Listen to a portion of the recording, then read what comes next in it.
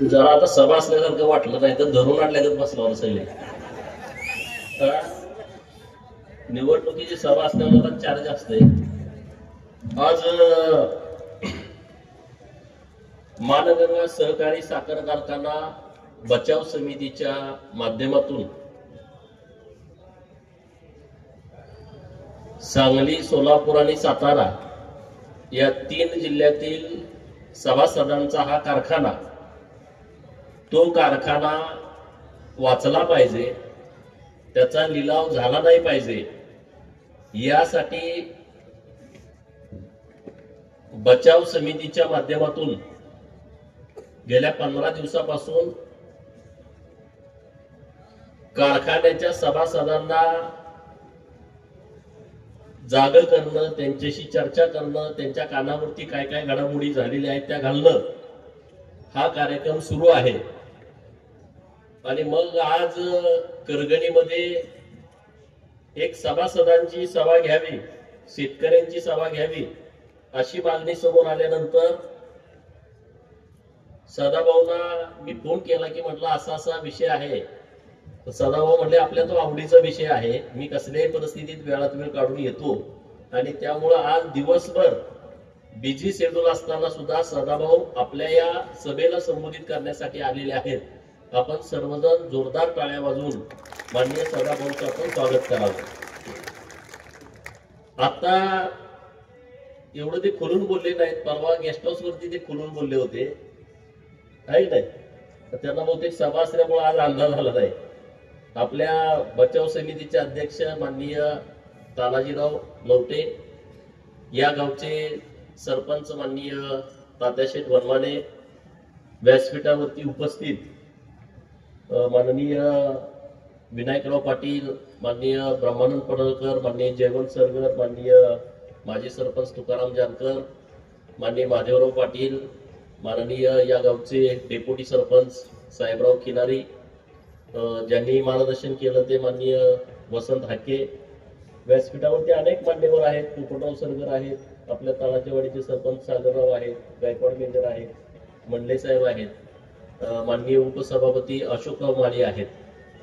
आणि तुम्ही सगळेजण इतक्या मोठ्या संख्येने उपस्थित असणारे आणि ज्यांना मनापासून वाटतं की कारखाना हा शेतकऱ्यांचा राहिला पाहिजे. कुणाकुणाला वाटतंय कारखाना शेतकऱ्यांचा राहिला पाहिजे? कारखाना शेतकऱ्यांचा राहिला पाहिजे अशी सदाभाऊ सगळ्या शेतकऱ्यांची भूमिका आहे. परंतु इथले नेते मागं मला वाटते त्यांनी प्रेस घेतली काहीतरी, मी ऐकत नाही, मला महादेव पाटलांनी सांगितलं.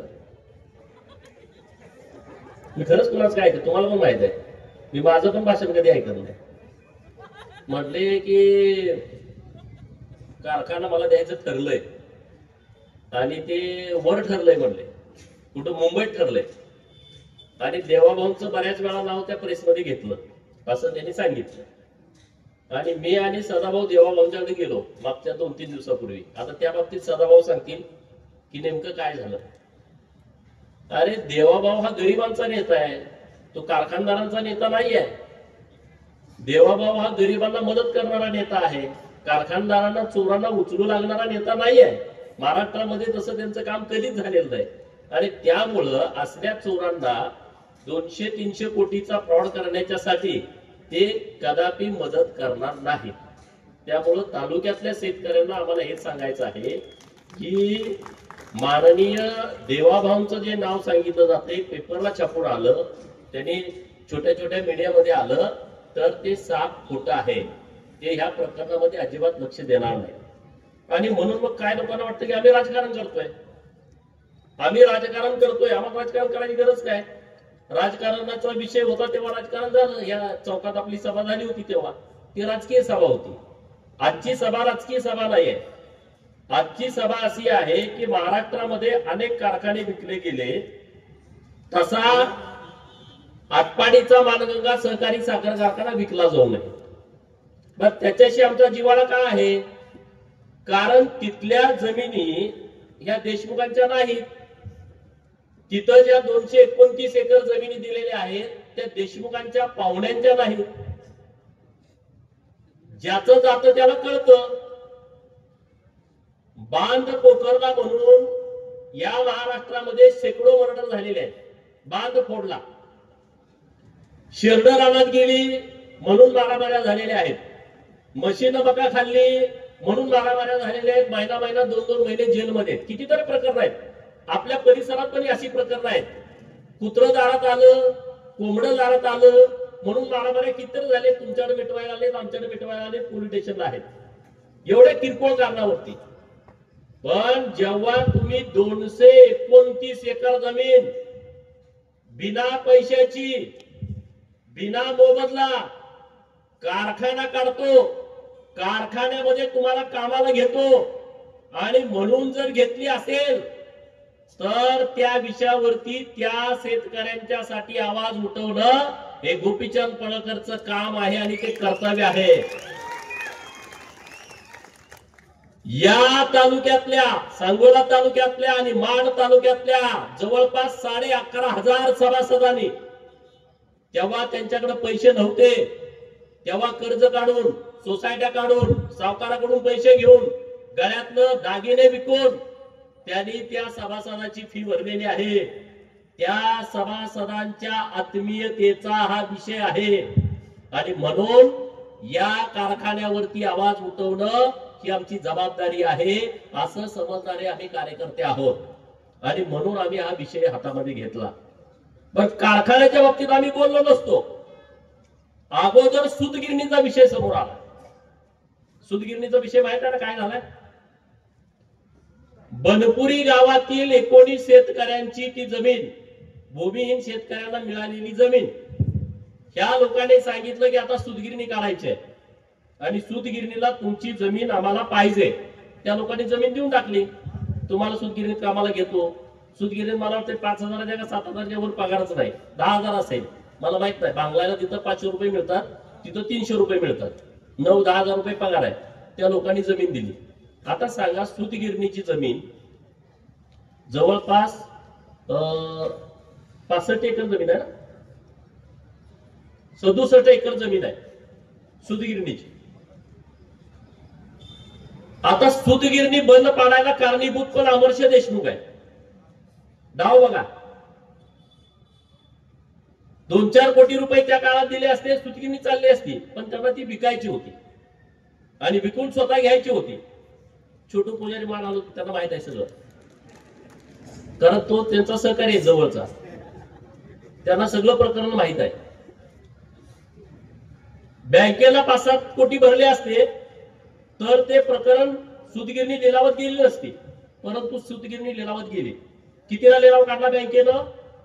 40 कोटी रुपयाला सूतगिरणीचा लिलाव काढला. हे जिल्हा बँक. आता हे जिल्हा बँक, ह्या बँकेची चौकशी सुरू आहे.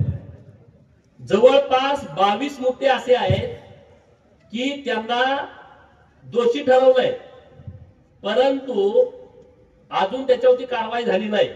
मी आणि सदाभाऊ गेले 2 महिने सातत्यानं प्रयत्न करतोय आणि जिथं कुठं भेटण्याची आवश्यकता आहे तिथं भेटलोय. कारवाई होईल असं आजच्या दिवशी वाटतंय. उद्या काय होतंय अजून माहित नाही, कारण राजकीय गणित सारखी बदलायला लागलेली आहेत. परंतु जिल्हा बँकेवरती पहिली कारवाई झाली पाहिजे आणि ते संचालक पहिले जेलमध्ये गेले पाहिजे की त्यांनी शेकडो कोटी रुपयाचा घोटाळा या जिल्हा बँकेच्या माध्यमातून केलाय. जिल्हा बँकेनं 40 कोटीचा लिलाव जाहीर केला. आता 5 सुधीरण्या काय काढले त्यांनी, त्यांच्या नाही, त्या टाक्यांच्या, त्यात आटपाडीची पण आहे, त्यात खानापुराची आहे, जयंत पाटलाच्या 2 सूतगिरण्या आहेत आणि तासगावची सूतगिरणी आहे. त्यात भाऊ बोलतील ते सगळे कागदपत्र सगळे काढून घेऊन आलेले आहेत. 40 कोटीचा लिलाव असणारी बँक सूतगिरणी बँकेनं 11 कोटी रुपयाला विकली. किती? 11 कोटीला. म्हणजे किती कमी झालं? 29 कोटी इथंच कमी झालं. फायदा किती झाला?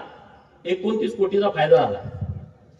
आता त्याचं व्हॅल्युएशन 11 कोटी बँकेनं यांना दिली. सरकारी व्हॅल्युएशन किती निघालं? 100 कोटी. तुम्ही आता इथं बरेच जमिनीचे व्यवहार करणारे गडी इथं आहेत, त्यांना माहित आहे स्टॅम्प ड्युटी किती आहे. 11 कोटीची स्टॅम्प ड्युटी भरायला पाहिजे होती त्यांनी 6-7%, 70, 60, 70, 80 लाख रुपये. परंतु रजिस्ट्रार ऑफिसनं 100 कोटीची स्टॅम्प ड्युटी भरून घेतली की जे 6-6.5 कोटी रुपये होती. किती? नुसती स्टॅम्प ड्युटी भरली 6-6.5 कोटी. 6.5 कोटी तर ती सुदगिरणीच वाचत होती, परंतु त्यांना वाचवायची नव्हती. ह्याच्या पुढे जाऊन त्यांनी त्यातली 46 एकर जमीन 46 एकर जमीन त्याचं प्लॉट पाडले, त्यात विकले. यातला एखादा आणि कुणी घेतला असतं तर मला माहित नाही. ते 10 लाखानं 15 लाखानं प्लॉट विकले. त्याचे जवळपास 200 कोटी रुपये झाले. किती? 200 कोटी रुपये झाले. सरकारनं 24 कोटी रुपये याला दिले होते.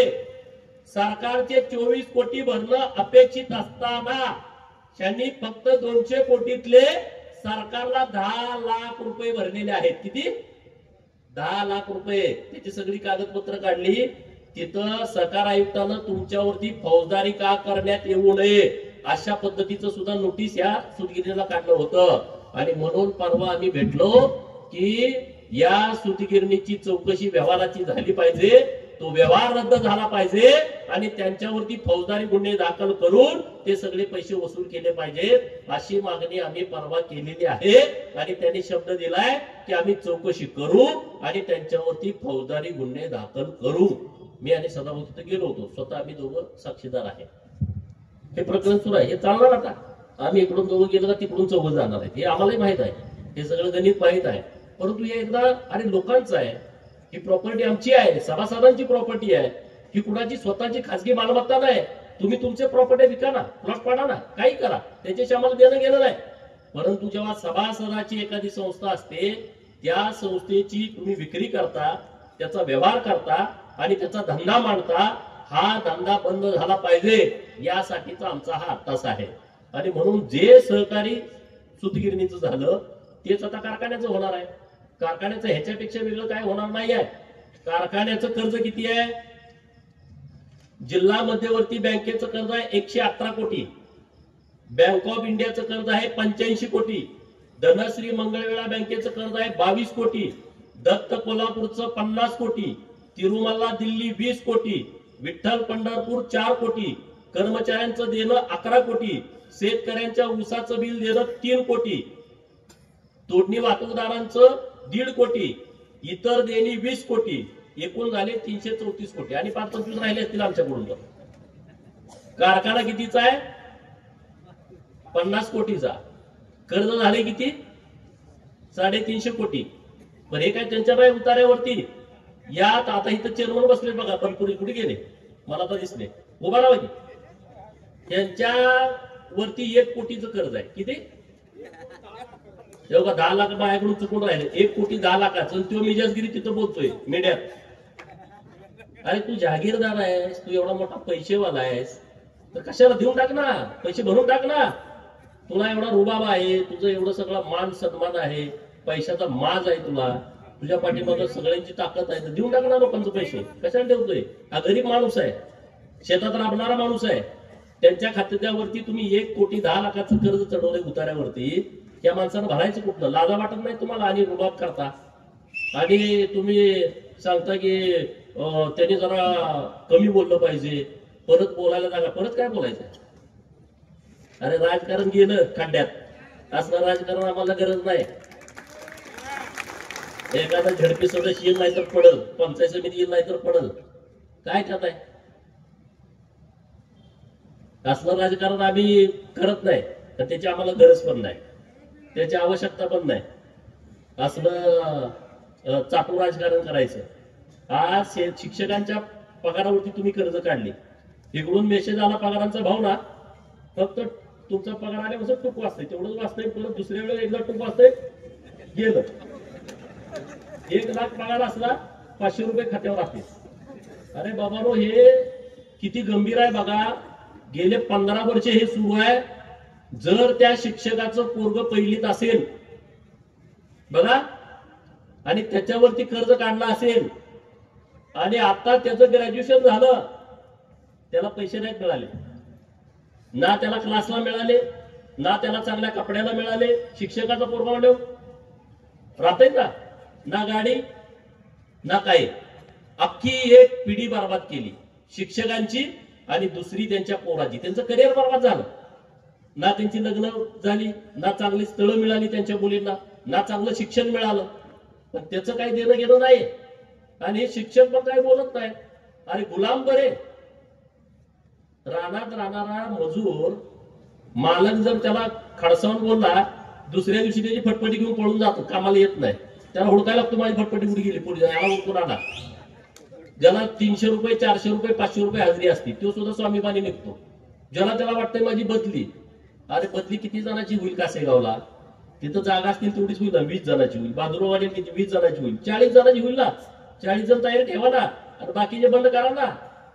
काय त्यामध्ये? जर तुम्ही बंद नाही केलं काय जन्म पुन्हा आहे का? आयुष्य गेलं 58 वयापर्यंत तुम्हाला जर काही मिळालं नाही तर तुमच्या पुढच्या आयुष्यात काय मिळणार आहे? आज हे सगळं प्रकरण कुणाला माहितच नाही कसं चाललंय, काय चाललंय.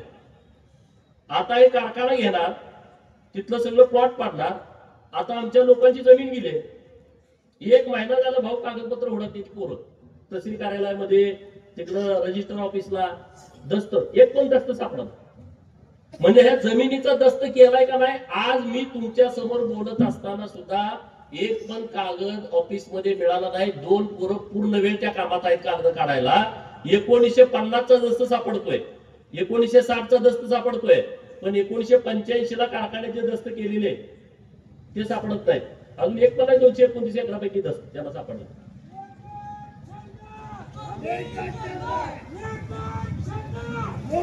आणि म्हणून आमचं म्हणणं असं आहे की ज्या लोकांनी तुम्हाला जमीन दिली कारखान्यासाठी, तो कारखाना आता तुम्ही खाजगी करायला लागलाय, विकत घ्यायला लागलाय.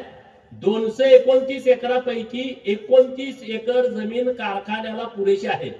किती? 29 एकर जमीन कारखान्याला पुरेशी आहे.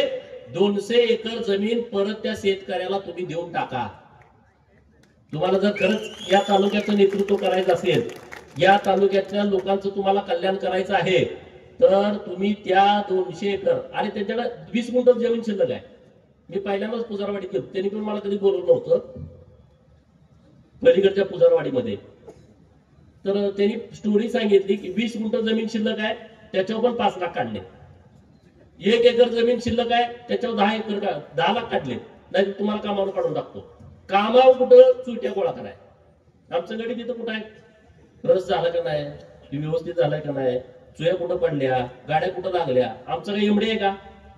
नाही. ते असं बाहेर फिरायचं वॉचमन पंपावरती तेल घालायला. आणि तुम्ही आज त्यांच्या सगळ्या प्रॉपर्ट्या काढून घेतल्या. आता तिथं 3 लाख 4 लाख 5 लाख प्लॉटचं दर निघू शकतात. ते म्हणजे तिथं घाण पाणी जाते पण प्लॉटचं दर कसं पडते उद्या पाडा, लगेच कळतंय काय आहे ते, आणि ती त्या शेतकऱ्याला द्या, त्याचं ती विकून टाकते. जर तुम्हाला करायचंच नाही लोकांसाठी काम, तर तुम्ही अशा पद्धतीचं काम करा. आम्ही तुम्हाला काही जरी झालं तरी हा कारखाना खासगी होऊ देणार नाही. त्याला काय करायला लागेल ते लागेल. आम्ही टोकाची भूमिका यात घ्यायला तयार आहे. टोकाची भूमिका घ्यायची का नाही सांगा तुम्ही? हा, सगळ्यांचं काय मत आहे? काय ह्यात काय आमचा वैयक्तिक स्वार्थ आहे?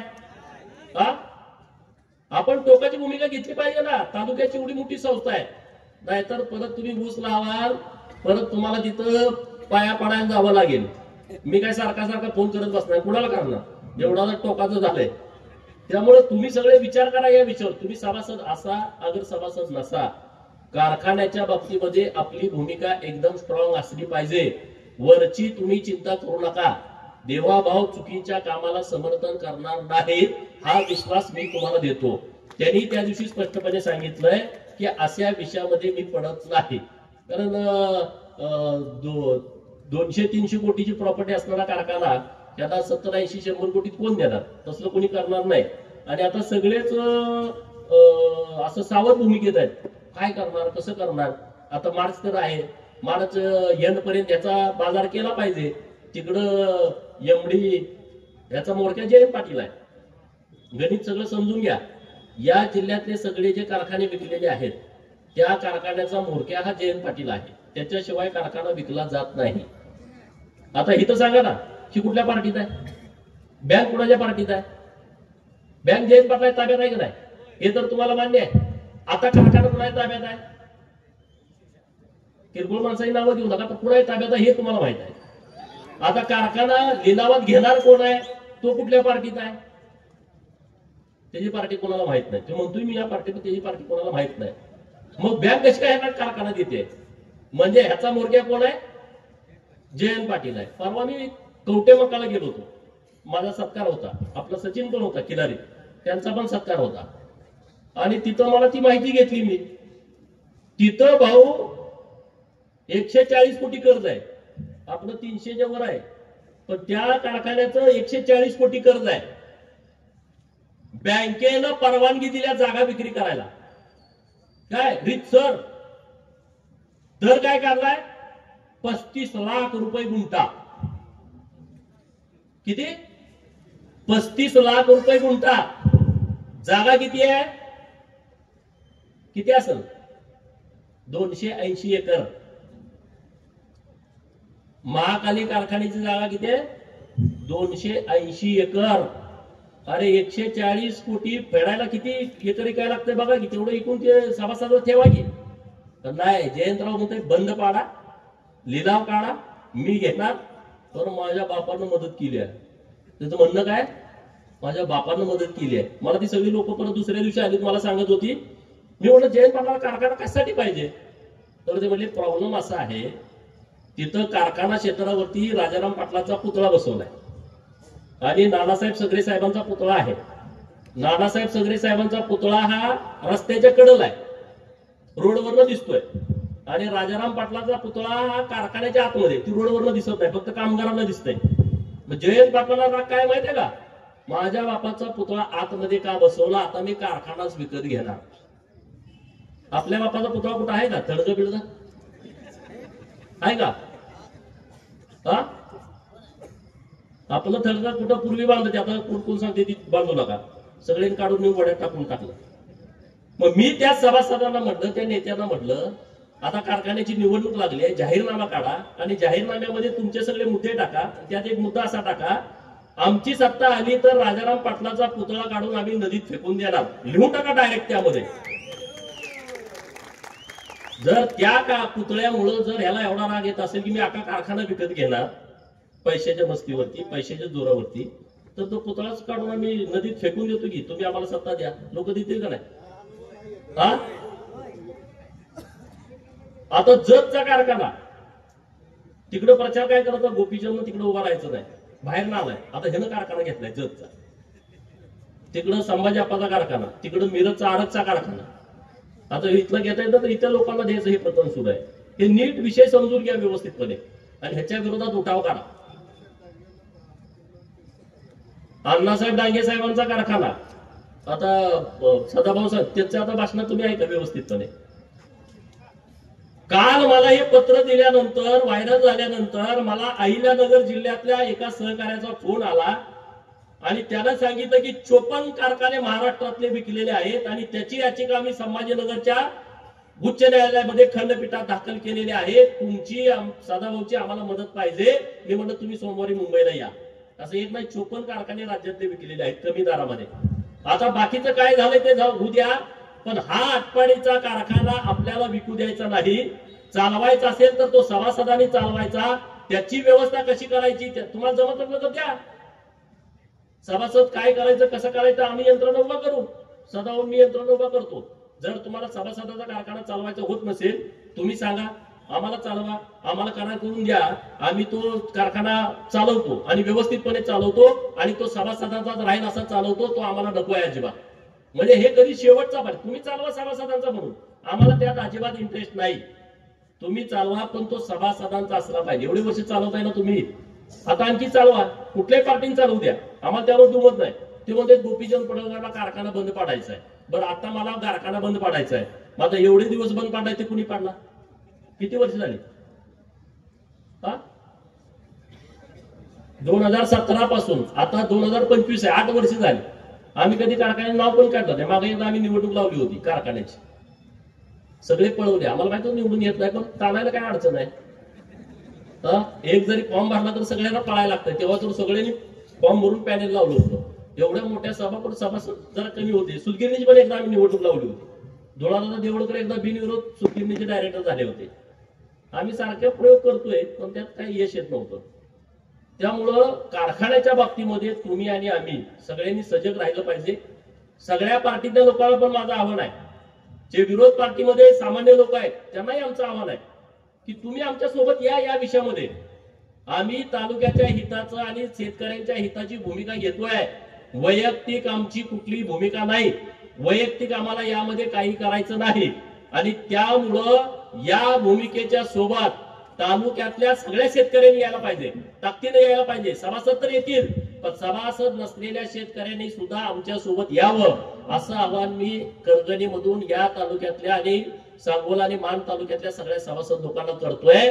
जर तुम्ही या महिन्यामध्ये शांत राहिला, मार्च महिना आहे, आज तारीख आहे 28, उद्यापासून 1 मार्च ते 31 मार्च या महिन्यामध्ये या कारखान्याचा बाजार करायची तयारी केलेली आहे. जर तालुक्यातली लोक झोपली तर हा कारखाना तुम्हाला विकलेला दिसेल आणि तो प्रस्थापितांच्या घशात गेलेला दिसेल. परत तुम्हाला तिकडे फिरकायला सुद्धा अधिकार नाही. ते जे तिथं आता ज्यांची मूळ जमीन वाली लोक आहेत त्यांना सुद्धा तिथं येऊ दिलं जाणार नाही. म्हणून तुम्ही सगळ्यांनी या बाबतीमध्ये सजग व्हा आणि ताकदीनं सगळे तुम्ही पुढे या. कसल्याही परिस्थितीमध्ये कारखाना हा सभासदांचा राहतोय, कारण एवढा बाजारच केलाय, एवढा सगळा भानगडी केलेत आणि हे सगळं कागदोपत्री आहे. त्यात कोणी वाचवू शकत नाही. आजचं उद्या जाईल. सुतगिरणीचं मी सांग नाही ते लय व्यवस्थित केलंय. अरे चोऱ्या करणारा माणूस कुठंतरी चुकत असतो. आपल्या घरात चोऱ्या करून गेला त्याचं काय तर राहतं, पोलिसांना देत नाही शोधून. काय चोर महिनाभर सापडत नाहीत, 2 महिने सापडत नाहीत, 6 महिने सापडत नाहीत, वर्षानं सापडतो. लोकांना अरे चोरी करून गेला सापडला कसा नाही, काय तरी त्याचं राहतं. आता ह्या चोराचं तर सगळं कागदोपत्रीच राहिलंय, सगळे पुरावे आहेत. एवढा मोठा बंच आहे, सगळ्या अधिकाऱ्यांनी नोटिसा काढलेल्या. तुम्ही कशा पद्धतीने या जमिनीच्या बदल्यामध्ये लोटेवाडी आणि इटकी गाव आहे ना सांगोला तालुक्यामध्ये, तिथं माळाची जमीन घेतल्या. काय ती जमीन घेतल्या, तिची किंमत किती दाखवल्या? 40 कोटी रुपये. हा माझ्याबरोबर दक्कत होते 40 कोटी रुपये. आणि आटपाडीतल्या जमिनीची किंमत दाखवल्या 4 कोटी रुपये. बघा डोकं, त्यांना वाटतं यांच्यावर काय माहित आहे, असेच ठोकायला लागले. आता ही सगळी कागद आल्यानंतर डोकं धरून बसलेली. तिकडं इटकीच्या आणि लोटेवाडीच्या माळावरच्या जमिनीची 40 कोटी रुपये कागदोपत्री दाखवले आणि आटपाडीच्या सुतगिरणीची जमीन आहे ती 4 कोटी रुपयाची. आता ज्यानं कुणी दाखवली तो पहिला जेलमध्ये यायच्या आधी जाईल, जो कोण व्हॅल्युएटर असेल तो. म्हणजे असं सगळं व्यवस्थितपणे त्यांनी नियोजन केलेलं आहे. आणि बोलतोय रुबाबात एवढं ना, अरे बापरे, जणू काय ह्यो अख्खा तालुका चालवतोय, अख्ख्या तालुक्यात त्या चुली बिली ह्योच पेटवतोय, सगळ्या घरात धान्य आणून टाकतोय, साखर बेकर पावडर सगळं ह्योच भरतोय, अशा रुबाबात बोलतोय नाही सांगा. असं नाही तसं नाही, ते मी सुतगिरणी परत दिल्या. भाषा काय, मी सुतगिरणी परत दिल्या. आता सरकारचं 24 कोटी, त्यातलं भरलं 10 लाख रुपये. बँकेचा लिलाव 40 कोटीचा, तो घेतला 11 कोटीला. म्हणजे 11 कोटी 10 लाख रुपये. ह्यानं कमवलं 200 कोटी रुपये. आणि ती सगळं परत भंगार परत सुतगिरणी नावावर केलंय आणि परत सरकारचं पैसे ह्यांनी फेडायचं. मी परवा वस्त्रोद्योग मंत्री महोदयांना भेटलो, म्हणलं हे धंदा बरा आहे, म्हणलं राज्यामध्ये चालू आहे. म्हणजे काय झालंय, मी म्हणलं असं अहो म्हणले सगळी बाकीची लोक कापडं घालायला येतात, तुम्ही कापडं काढायला आलाय. म्हणलं ही कापडं काढायची पण नीट काढा तुम्ही म्हणलं. आणि त्यांनी सगळं बघितलं प्रकरण आणि लगेच सांगितलं की तात्काळ चौकशी करा आणि गुन्हे दाखल. आता यांची पळापळी सुरू होईल, ते चालू राहणार आहे मला माहित आहे. ह्याला सोडत नाही, पण न्यायला 2-4 माणसं आहेत याला तिकडं मंत्रालयात, याला सोडत नाहीत, पण त्याला न्यायला 1-2-3 सगळी माणसं आहेत. तर त्याचाही बंदोबस्त मी आणि सदाभाऊ करतो, त्याच्याबद्दल तुम्ही चिंता करू नका, कारण आम्हाला दुसरं काही काम नाही. कारण आता महिनाभर आम्ही मुंबईत अधिवेशन असल्यामुळं त्यामुळं हा विषय काही जरी झाला तर तो आपल्याला जाऊ द्यायचा नाही. आणि निवडणुकीचा त्यांच्याबरोबर बसणं हा आपला विषयच नाही. त्यानं कसं काय डोक्यात ठेवलाय कोणाला, ते काय आम्हाला येडं राजकारण समजतोय का काय कोणाच ठाव.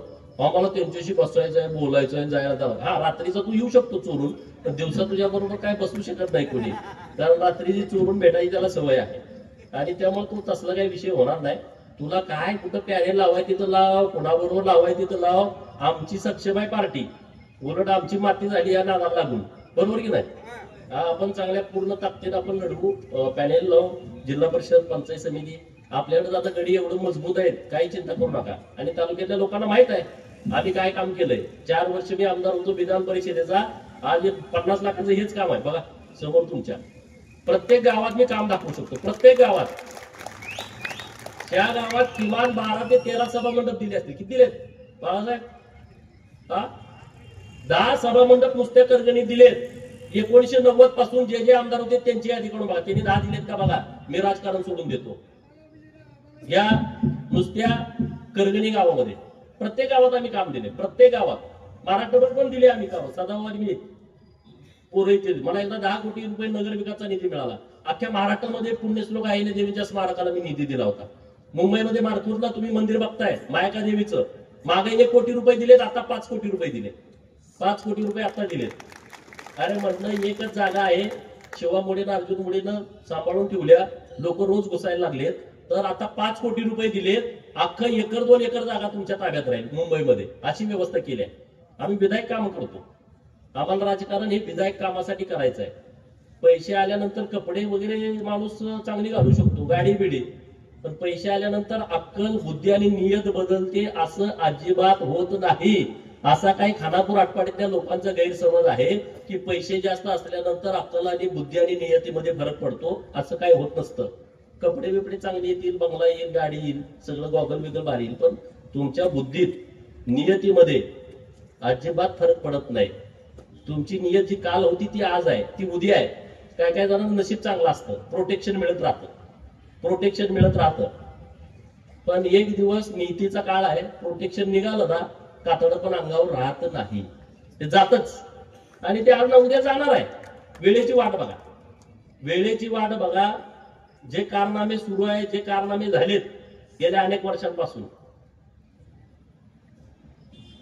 जरा ग्रमान चांगला असेल म्हणून कोणाचं तरी वरनं जरा ह्याचा फोन, त्याचा फोन, आमचा फोन, तमका फोन असं होत राहतं.